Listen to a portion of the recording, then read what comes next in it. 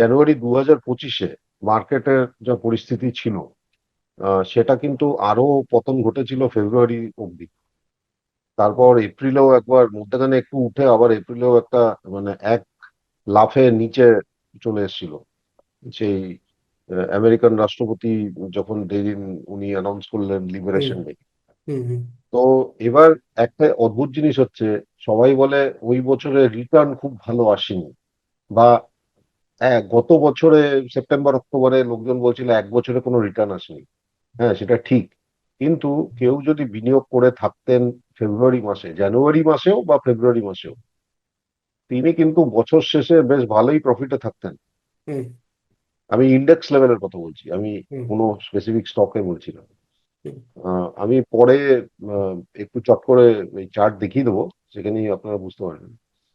তো এবার আরেকটা জিনিস দেখুন, স্টক মার্কেটের একটা বিশেষত্ব হচ্ছে মর্নিং শোজ দ্য ডে।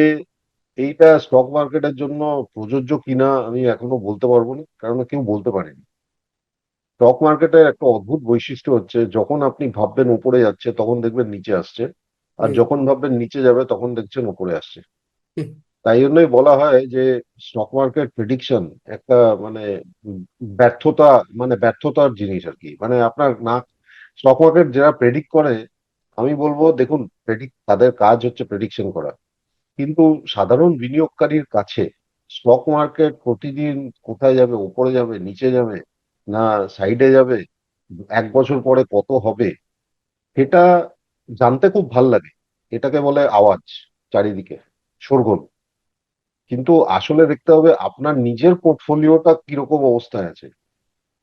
আপনার পোর্টফোলিও জানুয়ারি 1, 2025-এ ধরে নিন 100 ছিল, সেটা কি জানুয়ারি 1, 2026-এ, এই 26-এ কি কমপক্ষে 107 হয়েছে, 108 হয়েছে, না 93-তে আছে, না 95-তে আছে? এটাই আমাদের দেখতে হয়।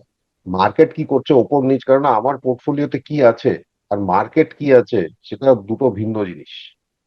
তো আমি বলবো দেখুন, হ্যাঁ, একটু ভালো লাগে দেখতে যখন ইন্ডেক্সটা উপরে যায়, নিশ্চয়ই ভালো লাগে। কিন্তু অদ্ভুত কথা হচ্ছে, যদি আপনি দেখেন আমাদের আগের পর্বটা, যেখানে বিভিন্ন মিউচুয়াল ফান্ডের সিইও, সিআইও, ফান্ড ম্যানেজাররা কি কি বক্তব্য রেখেছেন, সেটা একটা সারসংক্ষেপ আমি দেওয়ার চেষ্টা করেছিলাম। সেখানে কিন্তু সবাই বলছেন যে 2026 কিন্তু একটু সামলে, মানে একটু বুঝে শুনে করবেন, মানে ইংরেজিতে যেটা বলে কশাস অ্যাপ্রোচ।